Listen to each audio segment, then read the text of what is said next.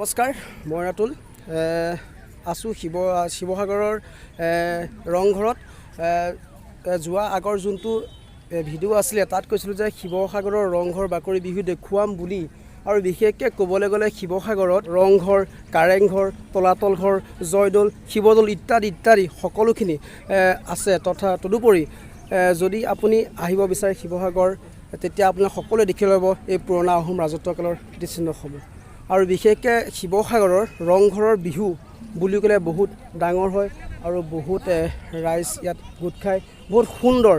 আৰু যিহেতু আমি আহিছিলোঁ আজি এই ৰংঘৰৰ যোনভাগ বিহু চাবৰ বাবে আহিছিলোঁ আৰু আপোনালোকক আমি দেখুৱাম বুলি ভাবিছোঁ।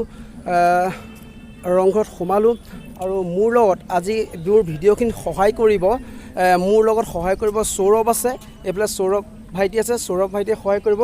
আৰু মৃদুপৱন বৰা তেওঁ আছে, আৰু এইফালে আছে ভাৰ্গৱ আছে। বহুত ভাল লাগিব আজি ভাৰ্গৱ সিংহা। আজি ভাল লাগিব মানে আমি গোটেই 4জন মিলি আহিছোঁ ৰংঘৰৰ বাকৰিত অনুষ্ঠিত হোৱা মুকলি বিহুলৈ। চ' আপোনালোকক বিহুৰ অলপ দৃশ্য আপোনালোকক দেখাম, ভিডিঅ'টো শেষলৈকে চাব, বহুত ভাল লাগিব আৰু ফুল এনজয় হ'ব। আশা কৰোঁ ভিডিঅ'খিনি যোনখিনি দেখুৱাম চাই ভাল পাব। আৰু এতিয়া প্ৰথমতে এই ৰংঘৰৰ গোটেই চাৰিওফালৰ পৰিৱেশটো এবাৰ আপোনালোকক দেখুৱাই লৈছোঁ। তাৰপিছত আমি আপোনালোকক ৰংঘৰৰ বিহুখিনি অলপ চমুকৈ দেখুৱাম। যদি পাৰোঁ দুই এষাৰ কথা ক'ম। ব'লক তেনেহ'লে আমি ভিডিঅ'টো আৰম্ভ কৰোঁ।